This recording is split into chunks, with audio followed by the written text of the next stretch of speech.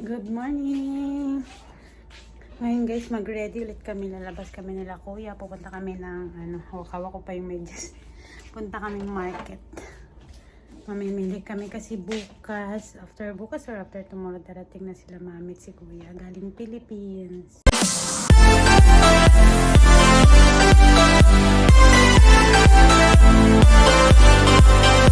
Ano nga guys, bago kami pumunta sa Kabayan Philippine Store, bibili muna kami ng ni maming damit. Maano ngayon dito, maaraw. Nawala na yung snow, tapos na yung magiging na siya, magpapalit na siya summer. Kaya wala na. Andito kami ngayon guys sa Canadian Superstore. Paano ba to, te? Pasok ko to?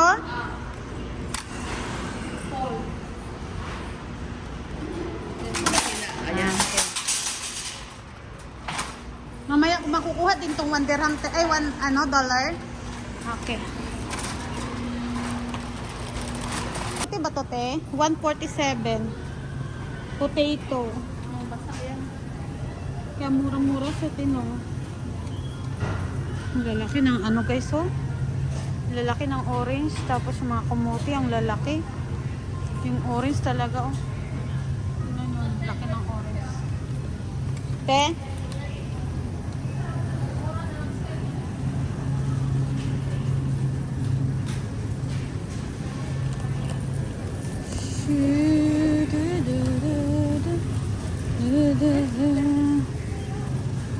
Magkano ba ngayon yung grapes, te? Ay, 498. Pwede nung nakaraan, nung bumili ka, te, 7, di ba? Yeah, almost 8,000. Hanapin mo yung maganda. Ba't yan marami yan? Same price lang ba yan dito? Yeah, hanapin mo yung maganda at saka fresh na. Sigurado yung fresh yan, te, nasa ilalim. Yeah. Ganyan naman pag sa mga supermarket. Aray ko.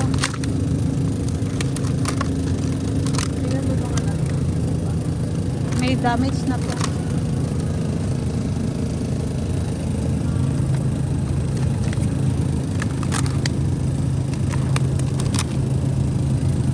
Ito kasi yung favorite ko guys, na grapes. So lagi akong binibilhan ni Ate Linda ng grapes. Kasi minsan yung grapes meron siyang damage. Ito parang okay to.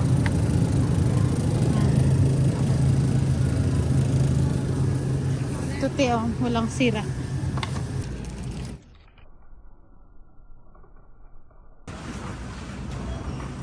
Ganyan lang na lahat, ate? Okay. Ayun, tapos na kami na molekta ng aming mga kailangan para bukas.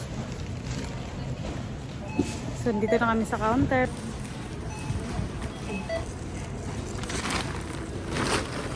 Smallest red pepper I've ever seen.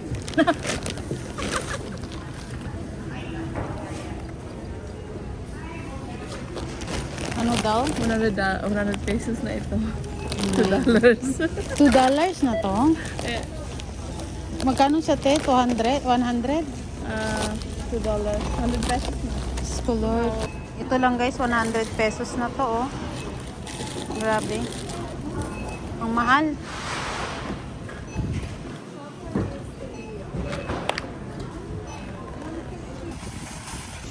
Ayan, tapos na nga kami guys mamili.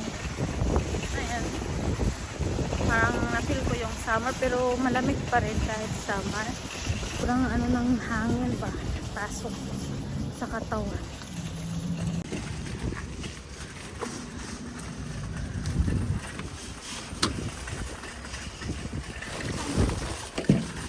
Ito, te, oh.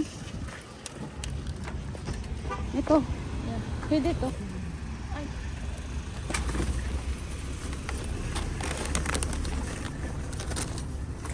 Balik mo nga yung card.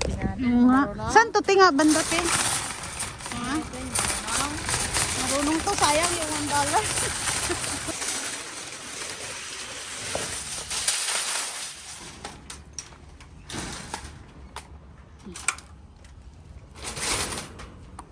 Yan. Pag ipasok mo siyang ganito, lalabas na yung $1. Si Ate Linda. Tinitingnan niya pala ako. Tinitingnan ako ni Ate Linda. Alam na ba ng full egg mo, di ba? Nagbalat ako ng mani para ilagay dun sa gulaman. Si Ate Linda naman doon magbabakyam ng mga sasakyan. Kasi nga nagre-ready kami para sa pagdating nila bukas. Ito namang gagawin naming gulaman, guys. Dalagyan ihipan ko, matanggal ko yung balat. Ko to. Dudurugin ng pino para doon ilagay ito sa gulaman. Yan, malinis na siya, guys. So dudurugin ko na lang siya mamaya. Ayan, nagluto na si Kuya ng gulaman.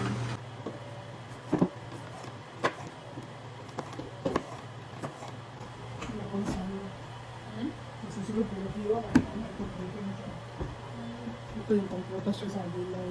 Ito pang karne, tsaka yung kuchilyo mo. Ito yung para ko sa ulit. Bumanap ito. Gulay sa prutas. Yung gulay niya. Kaya trabaho sa mga food industry. May color coding lahat yan. Kaya kung isa Kaya pala ang dami mong knife.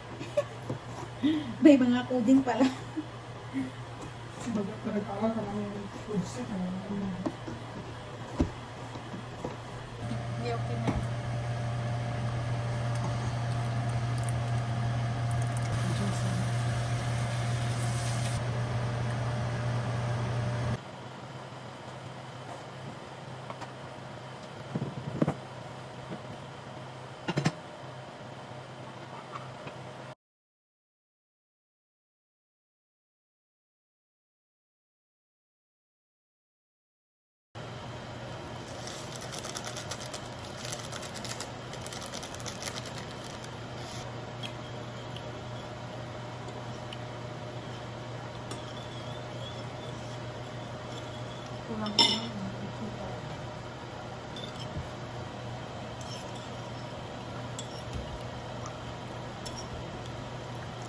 Ihalo ko na.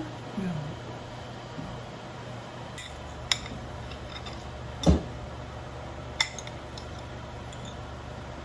Ayan, guys, tapos na yung aking salad ko. At saka naggawa na din ako ng sausawan para sa tilapia. So, try na natin maluto yung tilapia, tapos kakain na kami ng lunch.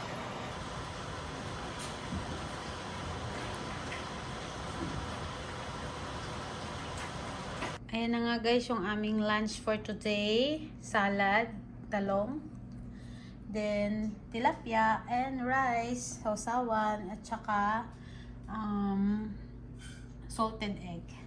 Yun, guys. So, gumawa na si Kuya ng gulaman. Kasi meron kaming upcoming party this Saturday. Yun. Kain na tayo, te. Yeah.